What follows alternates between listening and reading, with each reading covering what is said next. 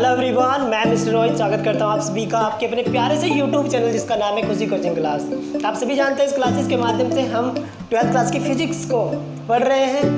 हमने इससे पिछले लेक्चर में एक इन्फिनिटली एक्सटेंड प्लेट शीट के कारण जिस पर चार्ज यूनिफॉर्मली डिस्ट्रीब्यूटेड था उसके कारण हमने इलेक्ट्रिक फ्लक्स की वैल्यू को फाइंड किया था। ठीक है, आज हम उसी लेक्चर का मैंने आप सभी को बताया था कि उस लेक्चर का एक सेकेंड पार्ट भी आएगा, क्योंकि उस टॉपिक में हमने जो डिस्कस किया था वो थोड़ा समराइज कर दूंगा ताकि आपके वो ब्रेन में बात आ जाए जो कि हमने इससे पिछले लेक्चर में डिस्कस की थी। ठीक है, आज हम उसी इन्फिनिटली प्लेट के कारण अब हमने उसमें जो गॉसियन सरफेस को जो सिलेंड्रिकल शेप हमने जो कंसीडर की थी जो कि हमने बाहर रखी हुई थी, आज उसी सिलेंड्रिकल शेप को हम उस प्लेट शीट के अंदर रखेंगे। पूरा का पूरा प्रैक्टिकली आपको मैं समझाऊंगा। लेक्चर में बहुत मजा आने वाला है। आप ध्यान से बस केवल इस लेक्चर को देखना है, बाकी आपकी समझ अपने आप आ जाएगा, ये मेरा विश्वास है। आप टेंशन नहीं लेना और इसी के साथ में कॉपी पेन उठाइए और नोट्स बनाना स्टार्ट कीजिए और हेडिंग लगाते हैं आज के लेक्चर की। हेडिंग क्या आज? Electric field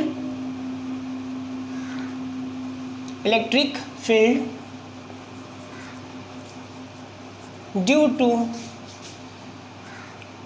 a plane sheet of charge,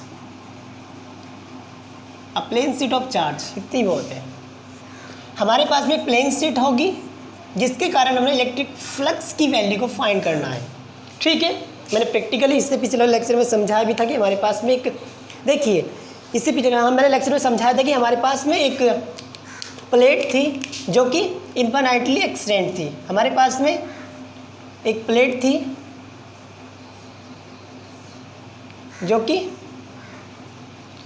infinitely extend थी और जिस पर चार्ज जो था वो यूनिफॉर्मली डिस्ट्रीब्यूटेड था। ठीक है, कुछ इस प्रकार की हमारे पास में प्लेट थी जिस पर चार्ज यूनिफॉर्मली डिस्ट्रीब्यूटेड था। हमने एक सिलेंड्रिकल शेप को माना था, गॉसियन सिलेंड्रिकल शेप को माना था, जिसके कारण हमने इसमें से निकलने वाले इलेक्ट्रिक फ्लक्स की वैल्यू को फाइंड किया था। ठीक है, हमने जो गॉसियन सिलेंड्रिकल शेप को जो माना था वो हमने इस शेप के बाहर माना था, मतलब यही माना था ना। ठीक है, आज हम इसी सिलेंड्रिकल शेप को इस प्लेट के अंदर रखेंगे। ठीक है, और फिर हम क्या करेंगे? इलेक्ट्रिक फ्लक्स की वैल्यू को फाइंड करेंगे। ठीक है, क्योंकि इसके कारण हमारे पास में इलेक्ट्रिक फ्लक्स की वैल्यू E1 = E2 आई थी, बिकॉज रीजन ये था कि इसके अंदर चार्ज ना होने के कारण इसमें से इलेक्ट्रिक फ्लक्स की वैल्यू जितनी E1 पर थी उतनी ही हमारे पास में E2 पर प्राप्त हुई थी। इसका रीज़न ये था क्योंकि हमारे पास में जो गॉस लॉ की डेफिनेशन है, गॉस लॉ कहता है कि एवरी क्लोज सरफेस, जितने भी हमारे पास में कितने भी क्लोज सरफेस होगी और चार्ज उनके अंदर होगा तो हमारे पास में जो वैल्यू प्राप्त होगी वो Q/ε0 प्राप्त होती है। लेकिन एप्लीकेशंस लगाने के कुछ रूल रेगुलेशंस है, कुछ रूल रेगुलेशंस है जिसके कारण हमें, यानी कि जब हम गॉस लॉ को लगाते हैं उनके कुछ रूल रेगुलेशन ये है कि हमारे पास में जो चार्ज होता है वो हमेशा किसी भी शेप जो हमने कंसिडर की है, जो शेप हमने कंसिडर की है, चार्ज उसके अंदर होना चाहिए। यहाँ पे हमें इलेक्ट्रिक फ्लक्स की वैल्यू प्राप्त हुई थी E1 = E2। इसका रीज़न ये था कि इसके अंदर चार्ज नहीं था तो इसमें से बनने वाले इलेक्ट्रिक फ्लक्स की वैल्यू क्या थी हमारे पास में? 0। ठीक है, तो चलिए अब हमने आज ज्ञात करना है, हमारे पास में आज हमने फाइंड करना है कि हमारे पास में एक इन्फिनिटली प्लेट शीट होगी और इस सिलेंड्रिकल शेप को जो कि हमारी गॉसियन सरफेस यानी कि गॉसियन सिलेंड्रिकल शेप जो हमने मानी है, इस शेप को हम इस सिलेंड्रिकल यानी कि जो हमारे पास में जो प्लेन शीट है उसके अंदर रखेंगे। अब इसमें से प्लेट में से निकलने वाले इलेक्ट्रिक फ्लक्स की वैल्यू को फाइंड करेंगे। ठीक है, चलिए ये तो था हमारा पिछला वाला लेक्चर। जिन्होंने नहीं देखा है तो प्लीज़ जाकर के इस लेक्चर को देख लीजिए ताकि आपको ये बात और अच्छे से समझ में आ जाए। ठीक है, इसे पूरा प्रैक्टिकली भी आपको समझाऊंगा अभी। देखिए ज़रा, ये हमारे पास में एक इन्फिनिटली प्लेट शीट है, इसे बना देता हूँ।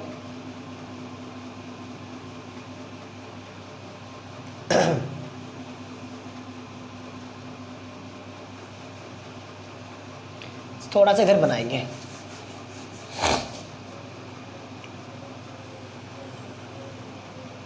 ये हमारे पास में एक प्लेन शीट है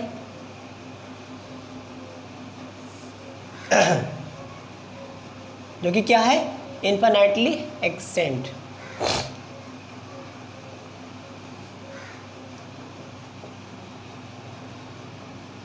ठीक है, इसमें यूनिफॉर्मली चार्ज डिस्ट्रीब्यूटेड है, इसके अंदर जो चार्ज है वो यूनिफॉर्मली डिस्ट्रीब्यूटेड है।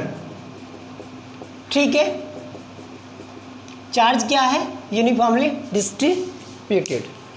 ठीक है, ये हमारे पास में एक प्लेन शीट है जिसके ऊपर नॉन कंडक्टिंग प्लेट होने के कारण चार्ज कहाँ पे होगा? इसकी सरफेस पर प्रेजेंट होगा, और सरफेस पर प्रेजेंट होने के कारण इलेक्ट्रिक फ्लक्स कैसा होगा? इसका बाहर की ओर। ठीक है, अब हमने इलेक्ट्रिक फ्लक्स, अब आप सभी को पता है कि इसमें से इलेक्ट्रिक फ्लक्स की वैल्यू को फाइंड करने के लिए हमने एक गॉसियन यानी कि सिलेंड्रिकल गॉसियन सरफेस को क्या करना पड़ेगा? मानना पड़ेगा, जिससे हम इस प्लेट में से निकलने वाले इलेक्ट्रिक फ्लक्स की वैल्यू को फाइंड कर लें।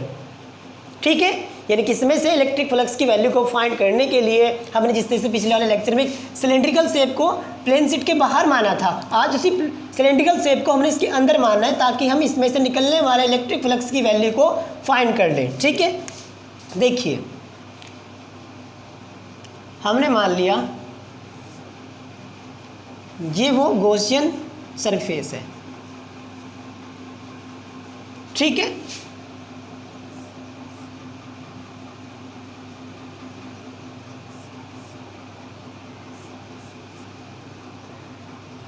मान लिया, दिख रहा है ना यहाँ तक, इधर तक? हाँ ठीक है, मान लीजिए इसका जो एरिया है वो स्मॉल ए है। ठीक है, और इसके ऊपर जो चार्ज है यूनिफॉर्मली जो चार्ज डिस्ट्रीब्यूटेड है, मान लीजिए क्यू है। ठीक है, टोटल चार्ज कितना है इसके ऊपर? क्यू। अब देखिए शीट आप सभी को पता है कि काफ़ी लेंथ, इसके जो चार्ज जो हमारे पास में चार्ज है और जो प्लेट है वो काफ़ी लार्ज है। ठीक है, लार्ज होने के कारण अब इस पूरी की पूरी प्लेट में से इलेक्ट्रिक फ्लक्स की वैल्यू को कैसे फाइंड करेंगे? आप सभी को पता है कि हम एक छोटा सा एरिया कंसीडर कर लेते हैं और उस एरिया में से निकलने वाले इलेक्ट्रिक फ्लक्स की वैल्यू को फाइंड कर लेते हैं। ठीक है, और फिर उसी से हम क्या कर लेते हैं? पूरी की पूरी प्लेन शीट में से निकलने वाले इलेक्ट्रिक फ्लक्स को। ठीक है, देखिए अब हमने कहा इस छोटे से एरिया को हमने जो कंसीडर किया है, इसका जो एरिया माना है हमने स्मॉल ए माना है। ठीक है, ये भी हमने क्या माना है? स्मॉल ए। ये हमारे पास में क्लोज सरफेस है। ठीक है, अब देखिए यहाँ पे एक नई क्वांटिटी यूज़ होती है, क्योंकि हमें पता है कि इस पर टोटल कितना चार्ज है वो तो हमें पता है, यानी कि इस पर टोटल चार्ज क्यू है, पर ये प्लेट कितनी लॉन्ग है या कितनी लार्ज है ये हमें नहीं पता है। ठीक है, अब देखिए लेकिन हमें इतना पता है कि इसके पर यूनिट एरिया में चार्ज कितना है। ठीक है, थोड़ी देर के लिए सपोज कर लो कि इस पर चार्ज क्या है हमें पता नहीं। ठीक है, और हमारे पास में हमें पता है कि हमने इसमें से चार्ज की वैल्यू को फाइंड करना है। अब चार्ज की वैल्यू को फाइंड कैसे करें? हमें ज़्यादा कुछ नहीं पता, हमें इसमें पता है कि हमारे पास में एक वैल्यू दी गई है जो कि सिग्मा है। क्या है? हमारे पास में एक वैल्यू दी गई सिग्मा। सिग्मा क्या है हमारे पास में? Charge per unit area, charge per unit area या चार्ज पर यूनिट वॉल्यूम, यानी कि इसके पर यूनिट एरिया पर कितना चार्ज है? सिग्मा। ठीक है, चार्ज पर यूनिट कितना है हमारे पास में? सिग्मा। यदि मान लीजिए हमारे पास में, लेट कीजिए यहाँ पे, मान लीजिए टोटल चार्ज कितना था हमारे पास में? क्यू। ठीक है, टोटल चार्ज कितना है? क्यू। टोटल चार्ज हमारे पास में क्यू हो गया। ठीक है, टोटल चार्ज हमारे पास में क्या है? क्यू होने के कारण टोटल चार्ज कितना है? देखिए हमारे पास में चार्ज क्या है? मान लीजिए क्यू है। ठीक है, और ये एरिया कितना है हमारे पास में? स्मॉल ए। और पर यूनिट एरिया पर कितना है चार्ज? सिग्मा। यानी कि सिग्मा क्या है? पर यूनिट एरिया पर चार्ज। टोटल चार्ज क्यू है और इतने एरिया से अगर हम डिवाइड कर दें तो इतने एरिया में कितना चार्ज है वो हमारे पास में आ जाएगा। ठीक है, यहाँ से हम क्यू की वैल्यू को फाइंड कर लेंगे, सिग्मा इंटू ए। ठीक है, यानी कि पर यूनिट एरिया पर कितना चार्ज है हमारे पास में? सिग्मा इंटू ए। ठीक है, इसे इक्वेशन फर्स्ट मान लीजिए। अब देखिए इसे हम समझते हैं प्रैक्टिकली, ये बात ऐसे समझ में नहीं आएगी आपकी। देखिए ज़रा, हमारे पास में एक प्लेन शीट है, वो ये है। मान लीजिए हमारे पास में कि जो प्लेन शीट है वो क्या है, ये है। हमारे पास में ये जो प्लेन शीट है जिस पर यूनिफॉर्मली चार्ज डिस्ट्रीब्यूटेड है, ये हमारे पास में एक प्लेट है, ठीक है। ये प्लेट कुछ इस प्रकार से रखी हुई है। कैसे रखी हुई है? ऐसे। ये प्लेट ऐसे रखी हुई है। कैसे रखी हुई है? ऐसे, ठीक है। अब इस प्लेट में से ये क्या है हमारे पास में? इन्फाइनाइटली एक्सटेंड है, यानी कि हमारे पास में अनंत विस्तार तक इसका क्या है? विस्तार है, ठीक है। अब इस प्लेट में से कितना इलेक्ट्रिक फ्लक्स पास होगा उसे हमें फाइंड करना है। अब उसे फाइंड करने के लिए हमने गॉसियन, एक सिलेंड्रिकल गॉसियन सरफेस को हमने क्या किया? मान लिया है, ठीक है। अब उस गॉसियन सरफेस में से हमने ये जो गॉसियन सरफेस मानी है, मान लीजिए हमारे पास में वही गॉसियन सरफेस हमारे पास में ये है जो कि एक सिलेंड्रिकल है। सपोज कीजिए कि हमारे पास में एक सिलेंड्रिकल गॉसियन सरफेस है, ठीक है। तो हमने अब ये गॉसियन सरफेस को कुछ इस प्रकार से मान लिया है, ठीक है। ऐसे करके हमने इसमें मान लिया है, ठीक है। ऐसे करके अब इस सिलेंड्रिकल गॉसियन सरफेस में से, इस सिलेंड्रिकल गॉसियन सरफेस में से कितना इलेक्ट्रिक फ्लक्स पास होगा वो हमने फाइंड करना है, ठीक है। ये जो हमारे पास में प्लेन शीट है वो इन्फाइनाइटली क्या है? लार्ज है, यानी कि हमारे पास में जो उसका विस्तार है वो इन्फाइनाइटली है। और इस प्लेट के कारण इस गॉसियन सरफेस में से कितना इलेक्ट्रिक फ्लक्स पास होगा वो हमने फाइंड करना है, ठीक है। क्योंकि हमें पता है इसके पर यूनिट एरिया पर जो चार्ज है वो सिग्मा है, ठीक है। और टोटल चार्ज हमारे पास है, मान लीजिए इसके ऊपर जो चार्ज टोटल है वो Q है, ठीक है। तो इसके पर यूनिट एरिया में कितना चार्ज हो जाएगा? Q equals to sigma into A, ठीक है। यानी कि हमारे पास में इसके छोटे से इस एरिया में से निकलने वाले इलेक्ट्रिक फ्लक्स, यानी कि जो चार्ज है, जो फ्लक्स की वैल्यू है वो कितनी है? सिग्मा इंटू A, ठीक है। अब आपको यह बात समझ में आ गई होगी कि हमारे पास में ये जो प्लेट है ये ऐसे ना रखी होकर के ये ऐसे रखी हुई है, ऐसे, ठीक है। ये प्लेट कैसे रखी हुई है? ऐसे। ये प्लेट ऐसे रखी हुई है, ठीक है। अब इसमें से इलेक्ट्रिक फ्लक्स इस साइड में पास होगा और इसके इस साइड में भी इलेक्ट्रिक फ्लक्स पास होगा। अब इन दोनों साइड से कितना इलेक्ट्रिक फ्लक्स पास होगा वो हमने फाइंड करना है। अब जरा एक बात आप देखिए, इसमें आपको देखने को मिलेगी कि क्या चार्ज इस गॉसियन सरफेस के पूरी की पूरी सिलेंड्रिकल शेप में है? क्या इस पूरी की पूरी गॉसियन सरफेस में, या गॉसियन सरफेस जो हमने मानी है, क्या इस पूरी की पूरी सरफेस में इलेक्ट्रिक फ्लक्स है? नहीं है ना। केवल और केवल इसके कितने एरिया में इलेक्ट्रिक फ्लक्स है? जरा देखिए, आपको देखने को मिलेगा कि इसके केवल ये जो एरिया है इसके केवल इतने ही एरिया में क्या है? चार्ज है। अब ऐसा तो नहीं है कि इसके पूरे के पूरे इसमें यहाँ पे चार्ज प्रेजेंट है भाई, ऐसा तो नहीं है ना। इसके केवल और केवल कितने से इतने से एरिया में चार्ज रखा हुआ है। देखो जरा ध्यान से, आपको देखने को मिलेगा ये एक यूनिफॉर्मली चार्ज डिस्ट्रीब्यूटेड प्लेट है, ठीक है, जिस पर एक समान रूप से चार्ज क्या है? डिस्ट्रीब्यूटेड प्रेजेंट है। और इसके नॉन कंडक्टिंग होने के कारण प्लेट शीट के सरफेस पर चार्ज प्रेजेंट है, ठीक है। अब देखिए, हमने फाइंड करना है कि इस गॉसियन सरफेस, इस हॉल में से, इसमें से निकलने वाले इलेक्ट्रिक फ्लक्स की वैल्यू कितनी होगी, ठीक है। इस एरिया में से निकलने वाले इलेक्ट्रिक फ्लक्स की वैल्यू कितनी होगी। अब आप सभी को पता है कि इस एरिया में कितना चार्ज है। जरा देखिए ध्यान से कि इसके केवल इस एरिया में, जो एरिया इसके अंदर एंटर हुआ है, केवल कितना एरिया इसके अंदर एंटर हुआ है, वो केवल कितना है? वो केवल इतना एरिया, ये इतना सा एरिया, ये जो बीच का एरिया इतना सा। इसे मार करके भी बताता हूँ अभी आपको कि हमारे पास में केवल और केवल इस प्लेट के अंदर कितना एरिया गया? जितना एरिया, अगर आपको देखने को मिल रहा होगा तो मैं आपको दिखाऊंगा, ये केवल इतना एरिया, यही एरिया तो उस प्लेट के अंदर था। इस एरिया के कारण ही तो इलेक्ट्रिक फ्लक्स बनेगा, या कहीं इसके कारण भी बन जाएगा, क्योंकि इसके अंदर तो आप सभी को पता है चार्ज के कारण ही इलेक्ट्रिक फ्लक्स बनता है, एमी कोई इलेक्ट्रिक फ्लक्स नहीं बनता है। अब इस चार्जेस के कारण ही तो इलेक्ट्रिक फ्लक्स बनेगा, जितना चार्ज यहाँ पे होगा वही इसके बाहर निकलेगा। इसीलिए मैंने क्या लिखा कि सिग्मा इंटू ए, ये एरिया, ये जितना भी चार्ज है, यानी कि ये जितना भी हमारे पास में चार्ज है, इसी के कारण हमारे पास में इलेक्ट्रिक फ्लक्स बनेगा। क्यों? क्योंकि यही तो, इसी तो एरिया में, इस एरिया में ही तो इलेक्ट्रिक फ्लक्स है, इसी एरिया में तो इलेक्ट्रिक चार्ज है हमारे पास में भाई। इसमें यही तो, ये जो एरिया है इसी में केवल चार्ज रखा हुआ है, यहाँ पे चार्ज थोड़ी ना रखा हुआ है। ये तो प्लेट के बाहर है और ये भी प्लेट के बाहर है। प्लेट के अंदर क्या है? केवल इतना सा एरिया। इस एरिया के कारण निकलने वाले इलेक्ट्रिक फ्लक्स की वैल्यू को फाइंड करेंगे।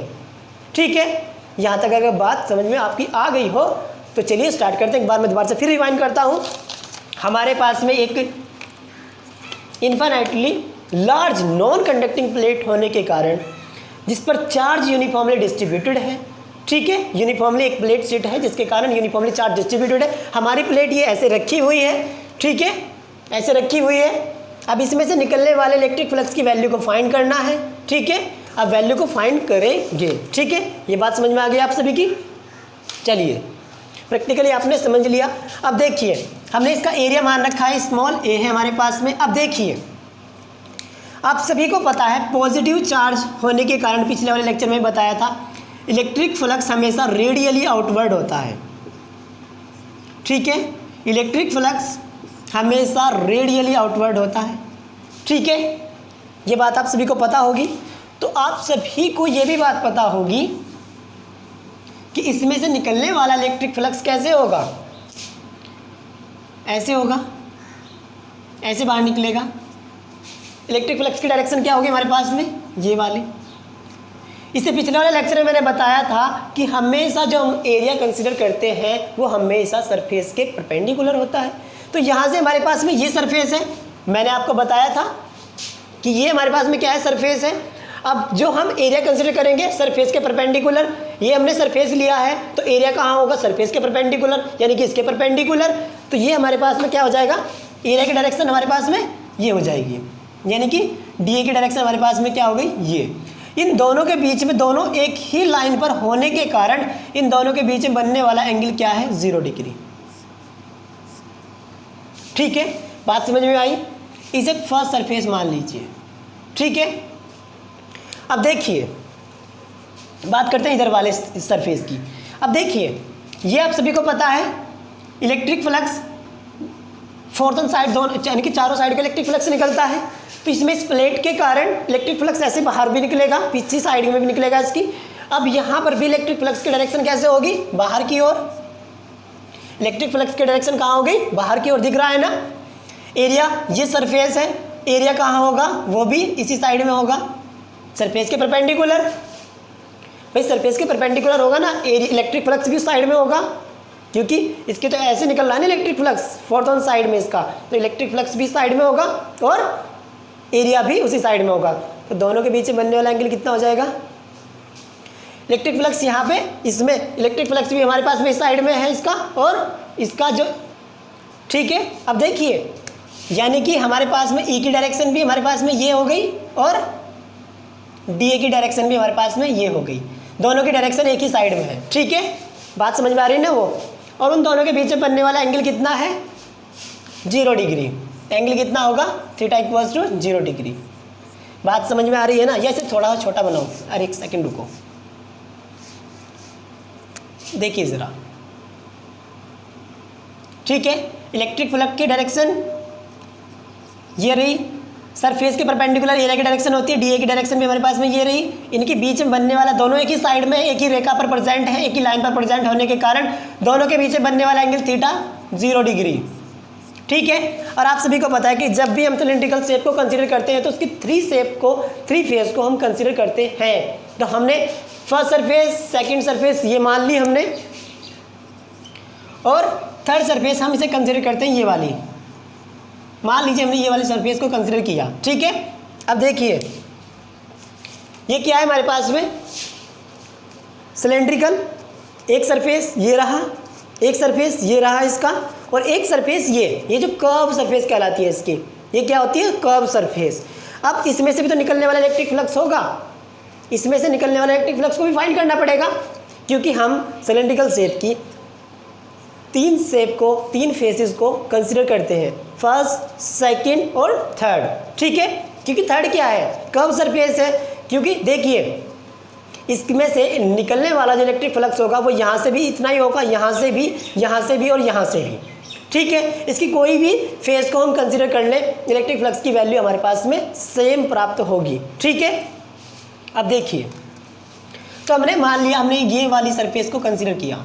ठीक है, एरिया क्या होगा सरफेस के परपेंडिकुलर, तो ये हमारे पास में हो गया एरिया, ये होगी हमारे पास में डीए की डायरेक्शन। ठीक है, इलेक्ट्रिक फ्लक्स ऐसे बाहर निकल रहा है, इसका इलेक्ट्रिक फ्लक्स ऐसे बाहर निकल रहा है, तो इलेक्ट्रिक फ्लक्स की डायरेक्शन हमारे पास में हो गई ये वाली। ठीक है, इन दोनों के बीच बनने वाला एंगल क्या हो गया, थीटा इक्वल्स टू 90 डिग्री। किसी को कोई प्रॉब्लम है यहाँ तक? यहाँ तक है तो बता सकता है। ठीक है, यहाँ तक किसी को कोई प्रॉब्लम नहीं होगी। ठीक है, इसे मान लेते हैं हमारे पास में थर्ड सरफेस।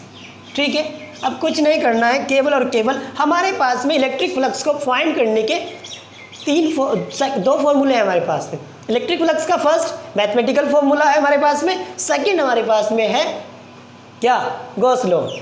ठीक है, तो हम दोनों का यूज़ करेंगे और इसे मैथमेटिकल प्रूफ कर देंगे। तो स्टार्ट करते हैं इसका प्रूफ। ये तो था हमारे पास में प्रैक्टिकली जो हमने समझना था। ठीक है, तो स्टार्ट करते हैं प्रूफ। ठीक है, अब देखिए मार्कर कहाँ, इसकी फर्स्ट सरफेस को कंसीडर करेंगे, इस वाले को। So we consider the first surface, we considered the first surface. Notes बनाते हुए चलना है। First surface. ठीक है, फर्स्ट सरफेस को कंसीडर किया हमने। ठीक है, यहाँ पे जो भी कंडीशन लगनी है वो मैंने आपको बता दी है। By the definition first use करेंगे हम इलेक्ट्रिक फ्लक्स की डेफिनेशन को। बाय द डेफिनेशन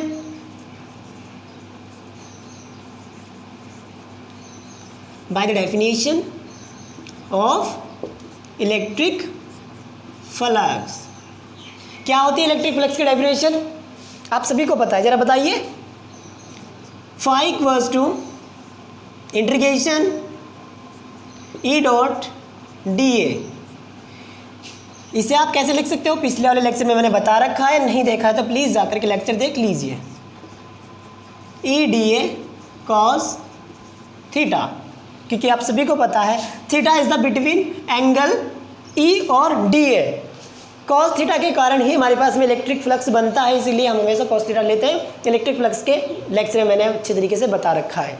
ठीक है, अब देखिए यहाँ पे मैंने आपको स्टार्टिंग में बताया इलेक्ट्रिक फ्लक्स क्या है हमारे पास में, इस पर यूनिफॉर्मली चार्ज डिस्ट्रीब्यूटेड है। यूनिफॉर्मली चार्ज डिस्ट्रीब्यूटेड है। यूनिफॉर्मली चार्ज डिस्ट्रीब्यूटेड होने के कारण ई की वैल्यू क्या है हमारे पास में, समान है।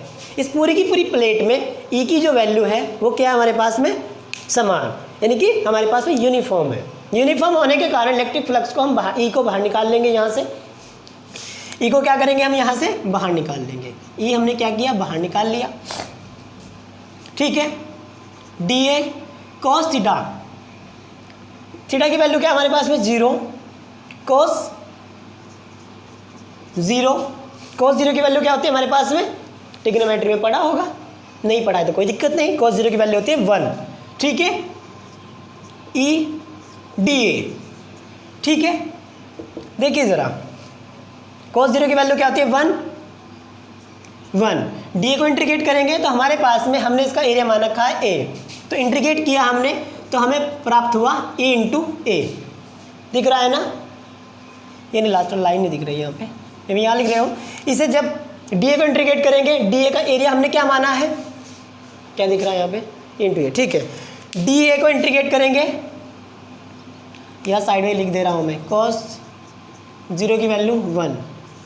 ठीक है, अब देखिए यहाँ से क्या होगा, हमें डी ए को जैसे हमने इंटीग्रेट किया, स्मॉल एरिया कंसिडर कर रखा है, जैसे से इंटीग्रेट किया तो हमारे पास में वैल्यू क्या प्राप्त हुई, D A.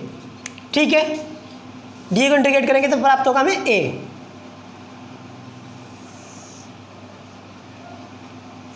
Phi equals to E into A. A हमने क्या मान रखा है, इसका एरिया। ठीक है, तो हमारे पास में इसे 5 1 मान लीजिए, ठीक है। So now we consider the second surface. Second surface कौन सी है हमारे पास में, ये वाली, ठीक है। अब हम कंसिडर करेंगे सेकंड सरफेस को। We consider the second surface. Now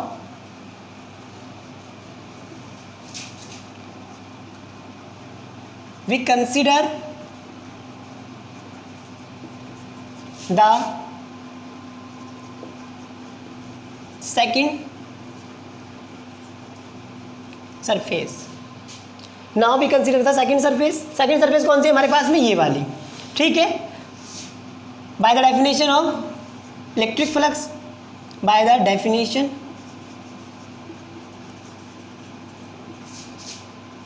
of electric flux, क्या है इलेक्ट्रिक फ्लक्स की डेफिनेशन, 5 2 मान लीजिए इसे। अब की बार लिख रहा हूँ, बाकी मैं आगे शॉर्ट कर दूंगा उसे। Integrations E d A equals to E d A cos theta. E uniform होने के कारण बाहर निकाल लिया। डी ए कॉस थीटा की वैल्यू क्या है हमारे पास में, देखिए जरा, थीटा कितना है हमारे पास में, 0। तो cos 0 की वैल्यू 1 होती है, अभी बताई थी, ठीक है। डी ए का एरिया हमने ए मान रखा है, यहाँ से आगे हमारे पास में ई ए, ये आगे हमारे पास है 5 2 की वैल्यू, ठीक है। ये बात यहाँ तक समझ में आ गई। स्पॉट आ रहा है क्या इसमें?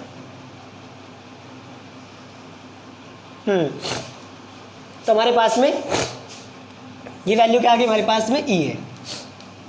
Second, we consider the third surface. We consider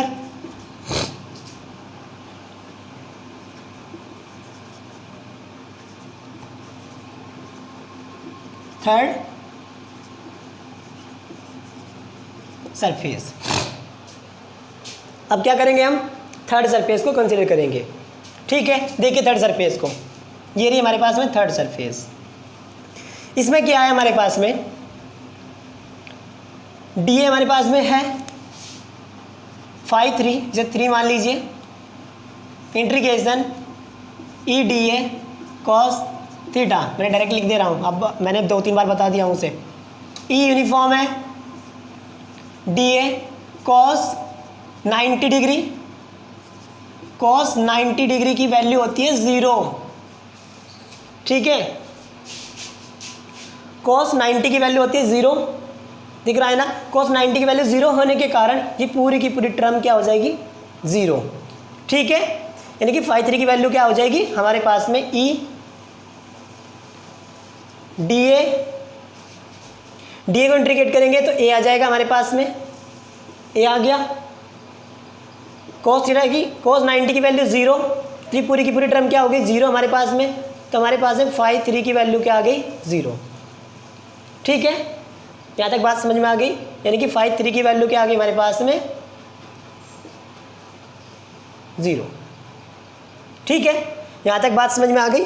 कोई दिक्कत, कोई प्रॉब्लम है यहाँ तक किसी को, कोई तो बता सकता है, कोई दिक्कत नहीं है, ठीक है। इसे नोट डाउन कीजिए और उसके बाद में इसे रब करते हैं। जल्दी नोट डाउन कीजिए इसे, बस वैल्यू याद रखना हमारे पास में, ई ए और 5 3 की वैल्यू हमारे पास में 0 है, ठीक है। एक बार मैं दोबारा से समराइज करता हूँ। हमारे पास में एक हमारे पास में non conducting infinitely plate sheet है, जो कि इन्फाइनाइटली एक्सटेंट है, ठीक है। इन्फाइनाइटली एक्सटेंट होने के कारण हमारे पास में क्या है, एक हमने गॉसियन सिलेंड्रिकल शेप को कंसिडर किया। हमने सिलेंड्रिकल शेप को इस प्लेट के अंदर एंटर किया। अंदर एंटर करने के बाद में हमने इसमें से निकलने वाले इलेक्ट्रिक फ्लक्स की वैल्यू को फाइंड करना है, ठीक है। उसे फाइंड करने के लिए हमारे पास में 2 फॉर्मूले होते हैं, एक हमारे पास में गॉस लॉ, दूसरा हमारे पास इलेक्ट्रिक फ्लक्स का फॉर्मूला होता है मैथमेटिकल। अब मैथमेटिकल हमने प्रूव कर दिया है कि हमारे पास में अब टोटल इलेक्ट्रिक फ्लक्स को फाइंड करना है हमने, ठीक है। टोटल इलेक्ट्रिक फ्लक्स को हमने फाइंड करना है, ठीक है। नेट इलेक्ट्रिक फ्लक्स को, इसमें से निकलने वाले इलेक्ट्रिक फ्लक्स को हमने फाइंड करना है, ठीक है। यहाँ पे यूज़ करेंगे हम गॉस लॉ को और इस टोटल इलेक्ट्रिक फ्लक्स को फॉर्मूले को यूज़ करके इसे फाइंड कर लेंगे, ठीक है। यहाँ तक अगर बात समझ में आ गई हो तो अगर नोट डाउन कीजिए, उसके बाद में इसे मैं रब कर दे रहा हूँ, ठीक है। हो गया, मिटा दें, हो गया हो तो ये हो गया होगा। चलिए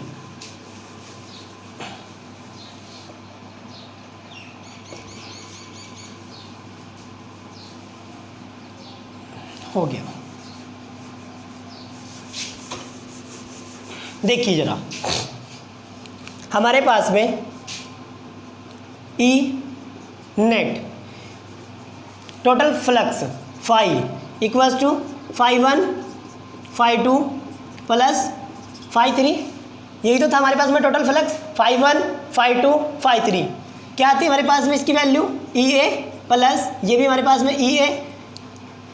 भाई इक्वेशन फर्स्ट की φ1 की वैल्यू हमारे पास में ई ए थी, सेकंड φ2 की वैल्यू ये थी, और ये हमारे पास में क्या थी 0। ठीक है, 5 ई ए यहाँ पे आ गया हमारे पास में 2 ई ए। ठीक है, ये 0 हो गया। ठीक है, ये तो बात है हमारे पास में। अब हमारे पास में इलेक्ट्रिक फ्लक्स के मैथमेटिकल फॉर्मूले से निकलने वाला हमारे पास में इलेक्ट्रिक फ्लक्स कितना है हमारे पास में E इंटू यानी कि 2 इंटू ई ए। ठीक है, लेकिन by the definition of Gauss law, by the definition of Gauss law, by the definition of Gauss law की डेफिनेशन क्या कहती है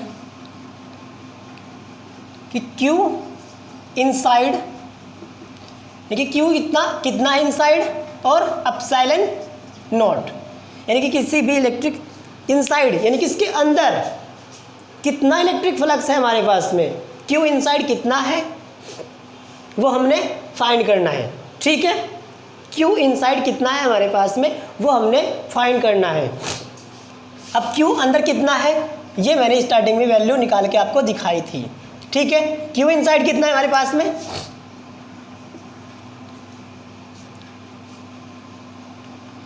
गॉस लॉ आपको पता है फाई इक्वल्स टू होता है Q अपॉन एप्सिलॉन नॉट। ठीक है, गॉस लॉ की डेफिनेशन मैंने स्टार्टिंग में बहुत अच्छी तरीके से बता रखी है, इसमें मुझे बताने की ज़्यादा जरूरत भी नहीं है। ठीक, इसलिए phi equals to Q upon epsilon naught होता है जो कि गॉस लॉ होता है हमारे पास में। ठीक है, ये हमारे पास में Q इनसाइड का मतलब है कि हमारे पास में इसके गॉसियन सरफेस जो हमने माना है, जो सिलेंड्रिकल गॉसियन सरफेस जो हमने माना है, इसके अंदर कितना इसके इनसाइड यानी कि इसके अंदर कितना इलेक्ट्रिक फ्लक्स है जो इससे बाहर निकलेगा। ठीक है, तो Q इनसाइड का मतलब है ये। Q की वैल्यू हमारे पास में इक्वेशन फर्स्ट है, from equation first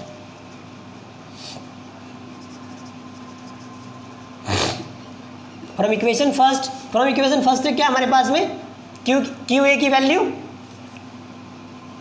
sigma into A upon epsilon naught equals to 5। ये भी 5 की वैल्यू है, ये भी 5 की वैल्यू है, इसीलिए हम फ्रॉम इसे इक्वेशन इसे भी मान लो वो फर्स्ट है ना, ये फर्स्ट थी, सेकंड और इसे मान लीजिए थर्ड। फ्रॉम इक्वेशन सेकंड और थर्ड से, फ्रॉम इक्वेशन सेकंड और थर्ड से, दोनों 5 की वैल्यू है तो इक्वल रख लेंगे। ठीक है, तो देखिए ज़रा, sigma into A upon epsilon naught equals to 2E A। ठीक है, यहाँ से देखिए ज़रा, हमारे पास में सिग्मा इंटू दोनों 5 की वैल्यू थी इसलिए हमने क्या कर रख दी, इक्वल रख दी। ठीक है, दोनों इक्वल रख दी हमने। ठीक है, अब देखिए इक्वल होने के कारण ए से ए कैंसिल आउट हो गया, ई की वैल्यू आ जाएगी हमारे पास में E equals to sigma upon 2 epsilon naught. ये हमारे पास में आ गया गॉसियन सरफेस से निकलने वाला टोटल इलेक्ट्रिक फ्लक्स कितना होगा, E equals to sigma upon 2 epsilon naught. ठीक है, अब ये देखिए यहाँ पे हमारे पास में ज़रा देखिए, इस फॉर्मूले से आपको देखने को मिलेगा कि इसमें कहीं भी एरिया पर डिपेंड नहीं करता है। ये यहाँ पे हमें कहीं भी एरिया नहीं है। ठीक है, एप्सिलॉन नॉट क्या है हमारे पास में, एप्सिलॉन नॉट क्या है हमारे पास में, विद्युतशीलता। ठीक है, स्पेस की विद्युतशीलता। यहाँ पे हमने मान रखा कि हमारे पास में जो कार्य हो रहा है वैक्यूम या किसी अन्य माध्यम में। ठीक है, एरिया वैक्यूम में। दूसरी बात, ये हमारे पास में डिपेंड नहीं करता है एरिया पर, जितना वहाँ पे एरिया पर डिपेंड नहीं करता है। ठीक है, इसलिए वहाँ पे कहीं भी फॉर्मूले में हमारे पास में ए नहीं आया है। ठीक है, इलेक्ट्रिक फ्लक्स डिपेंड करता है इस छोटे से एरिया में कि इस एरिया में से निकलने वाला जो इलेक्ट्रिक फ्लक्स होगा वही यहाँ से पास होगा और वही हमारे पास में यहाँ से पास होगा। ठीक है, ऐसा नहीं होगा कि हमारे पास में लेंथ पर डिपेंड नहीं करता है। ठीक है, ये गॉसियन सरफेस जो हमने कंसीडर किया इसके ऊपर डिपेंड नहीं करता है, ये डिपेंड करता है उस गॉसियन उस प्लेट के अंदर कितना एरिया हमारा एंटर हुआ है। ठीक है, यहाँ तक अगर बात समझ में आ गई तो आप इसे नोट डाउन कीजिए, छापिए इसे। ठीक है, हो गया। अब देखिए ये डिपेंड नहीं करता है हमारे पास में डिस्टेंस पर। ठीक है, इलेक्ट्रिक फ्लक्स यहाँ पे डिस्टेंस पर डिपेंड नहीं करता है। आप लिख भी सकते हो इसे अपने नीचे डेफिनेशन में, आप इसे इसमें लिख भी सकते हो कि electric field does not depend on distance. Okay, यहाँ तक बात समझ में आ गई हो, लेक्चर अच्छा लगा हो तो बस, अच्छा लगा हो तो लाइक करना, शेयर करना और चैनल को सब्सक्राइब करना। Thanks for watching. और मैं आशा करता हूँ कि आप घर पर रह करके स्टडी को रेगुलर रखेंगे। आप सभी को इससे भी अच्छी अच्छी वीडियोस मिलने वाली है, क्योंकि हमने पूरी की पूरी फिजिक्स को कंप्लीट करना है। ठीक है, 2021 में एग्ज़ाम होने वाले फिजिक्स से पहले एग्ज़ाम होने से पहले मैं सारे का सारा फिजिक्स को कंप्लीट करने का प्रयास करूँगा पूरा का पूरा। Okay, thanks for watching, all the very best.